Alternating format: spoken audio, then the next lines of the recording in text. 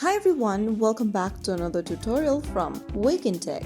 Today in this video, I'm going to show you how to turn on dark mode in ClickUp. Dark mode makes ClickUp easier on the eyes, especially in low light environments, and it can reduce screen strain. First of all, launch open the ClickUp application on your device, whichever device you are using, and make sure that you are logged into your account. Once you're in the home page of ClickUp, go to the top right corner and tap on your name initial or your profile icon. This will take you to Profile and Settings page where you'll need to tap on Settings. Under Settings, tap on Dark at the top of the screen, and then once you do that, your ClickUp screen interface will turn dark.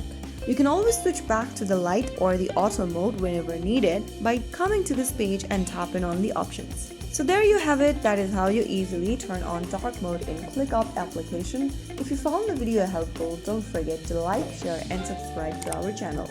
I will see you again in the next episode. Thank you for watching.